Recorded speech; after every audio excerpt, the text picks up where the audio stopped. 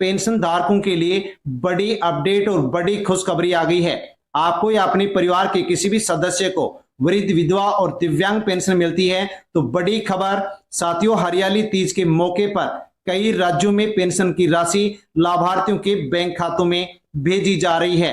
कौन कौन से राज्यों में भेजी जा रही है और जिनको नहीं मिली है उनको कब मिलेगी?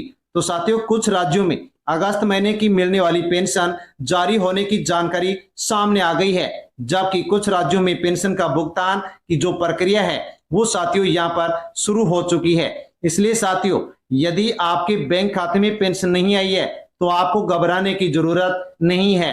अपने बैंक खाते संबंधित राज्य के पेंशन पोर्टल पर आप साथियों अपनी पेंशन की स्थिति को अवश्य जांच ले। साथियों, सबसे बड़ा सवाल कि आपको अगस्त महीने में मिलने वाली जो पेंशन है वो साथियों मिली है या फिर नहीं मिली है। आप साथियों कमेंट में अपने राज्य का नाम लिख करके अवश्य बताएं कि आपको पेंशन मिली या फिर अभी आपकी पेंशन बाकी है। क्योंकि साथियों, जो भी पेंशनधारी हैं जब वो अपनी डिटेल बताएंगे तो ही साथियों यहाँ पर मालूम पड़ता है कि कितने लोगों को मिल चुकी है, कितने लोगों को पेंशन अभी नहीं मिली है। सबसे बड़ी अपडेट, अगर आपको पेंशन अभी तक नहीं मिली है तो साथियों इसका मतलब आप ये मत समझ लेना कि आपकी पेंशन बंद हो गई है। हाँ साथियों, पेंशन आपकी बंद नहीं हुई है।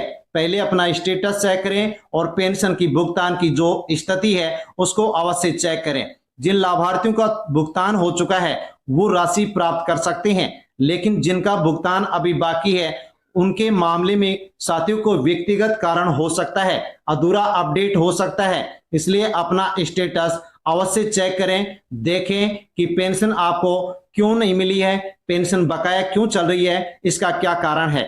दोस्तों, सबसे महत्वपूर्ण अपडेट अब जानते हैं कि अगर आपकी पेंशन अभी नहीं आई है तो उस स्थिति में आपको क्या करना है। साथियों, बहुत से लाभार्थी कमेंट करते हैं कि पेंशन नहीं आई है तो हम क्या करें। तो जान ले कि सबसे पहले आप अपने पेंशन का जो स्टेटस है उसको आप चेक करें।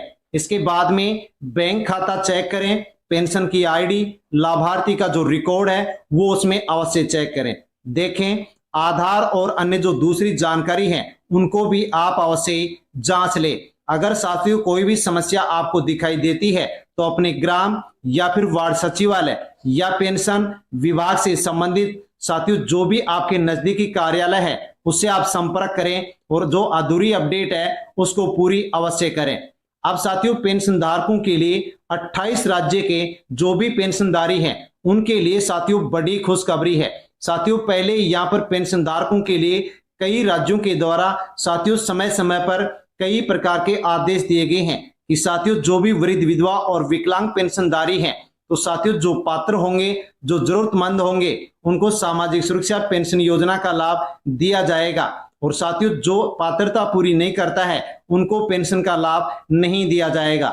जो भी पात्र लाभार्थी अपने सत्यापन, दस्तावेज की जांच, पेंशन भुगतान की प्रक्रिया को व्यवस्थित रखता है उनको पेंशन मिलती रहती है। लेकिन साथियों, यदि कोई भी ऐसा लाभार्थी जो पहले पेंशन ले रहा था और अब यदि वो अपात्र घोषित हो गया है तो ऐसे लोगों को पेंशन नहीं दी जाएगी। यानी कि साथियों जो पात्र है अपनी जो सभी अपडेट पूरी रखता है उसी को पेंशन दी जाएगी। यानी कि जो पात्र और जरूरतमंद जो लाभार्थी हैं उनके लिए बड़ी राहत की खबर है कि अब पात्र लोगों को, जरूरी अपडेट पूरी रखने वाले लोगों को पेंशन सही समय पर मिलती रहेगी।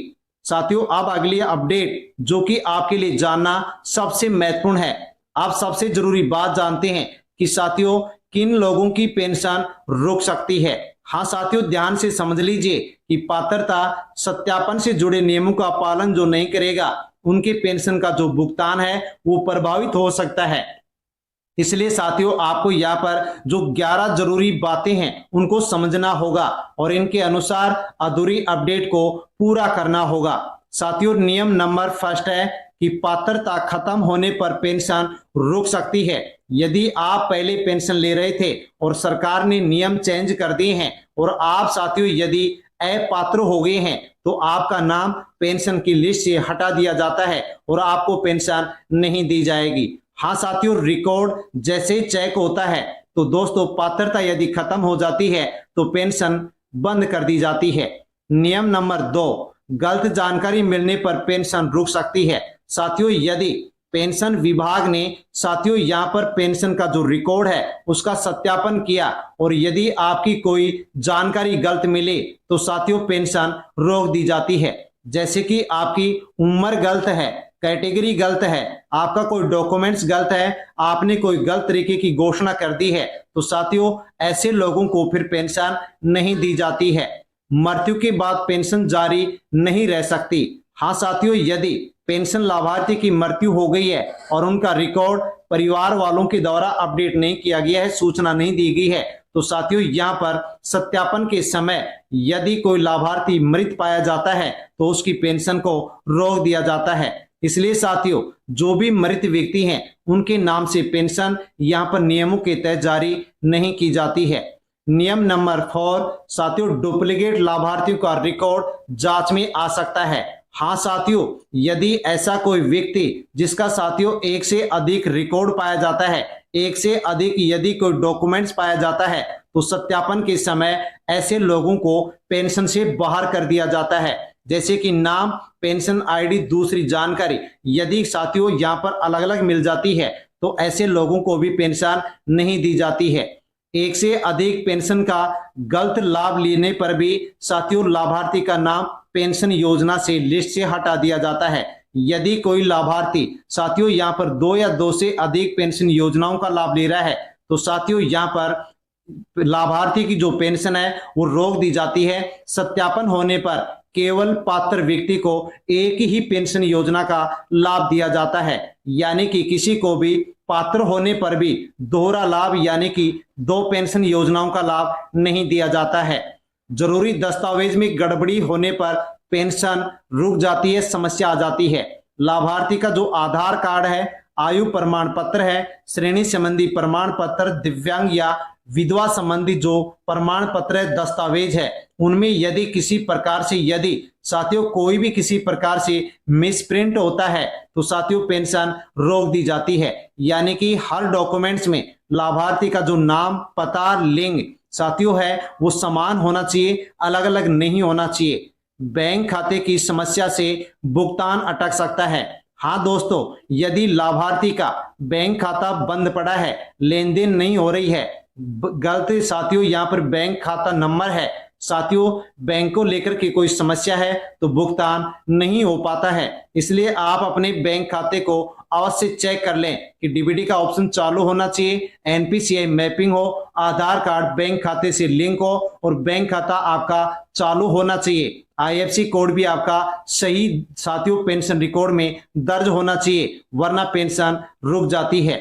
आधार संबंधी जानकारी सही रखें। साथियों आधार कार्ड में अपना नाम, जन्म तिथि, अन्य कोई जानकारी है वो भी आपकी सही होनी चाहिए। सत्यापन के समय यदि कोई समस्या आ जाती है तो साथियों पेंशन रोक दी जाती है, लाभार्थी को पेंशन नहीं दी जाती है।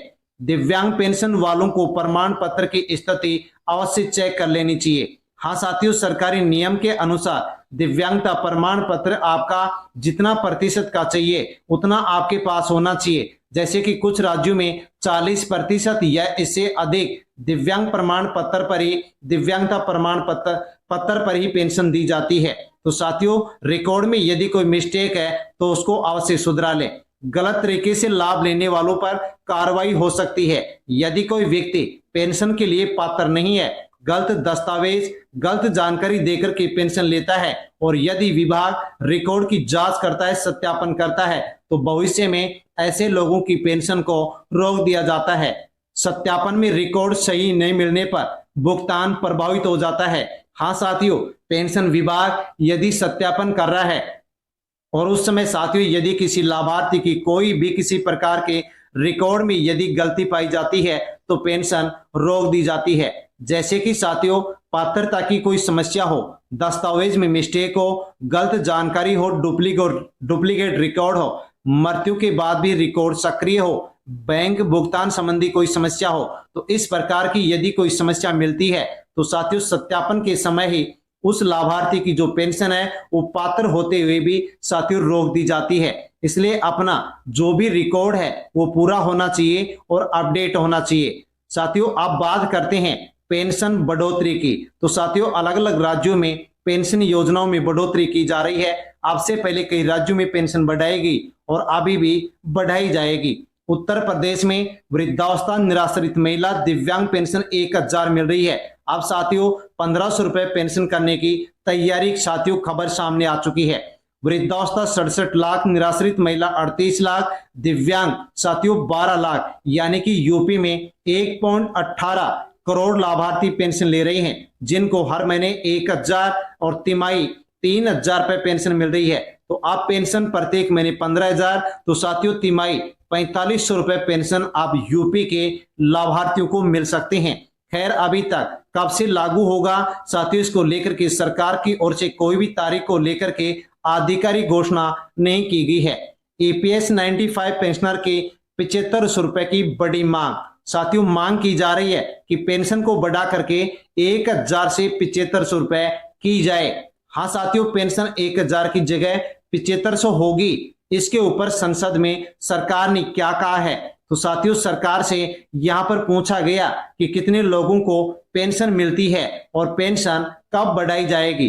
तो साथियों मंत्री ने संसद में बताया है कि 31 मार्च 2026 तक ईपीएस योजना के तहत 85 लाख से अधिक पेंशनर साथियों पेंशन ले रहे हैं, जिनको 15,819.28 करोड़ रुपए की जो पेंशन राशि है वो अब से पहले जारी कर दी गई है। क्या भविष्य में पेंशन बढ़ाने की कोई संभावना है? तो साथियों सरकार फिलहाल न्यूनतम पेंशन को तुरंत बढ़ाने पर विचार नहीं कर रही है। हाँ साथियों, यहाँ पर सरकार की ओर से कहा गया है कि सरकार का कोई विचार नहीं है, लेकिन दोस्तों अटल पेंशन योजना के तहत 1000 से लेकर के 5000 रुपए तक पेंशन ली जा सकती है। यदि साथियों आपकी उम्र 18 से 40 वर्ष है और अपनी आयु के अनुसार यदि अटल पेंशन योजना में आप कुछ योगदान देते हैं, तो साथियों 60 साल उम्र होने पर आप 1000 से 5000 रुपए तक की गारंटी न्यूनतम मासिक पेंशन साथियों आसानी से ले सकते हैं। अब साथियों बड़ी खबर आपके लिए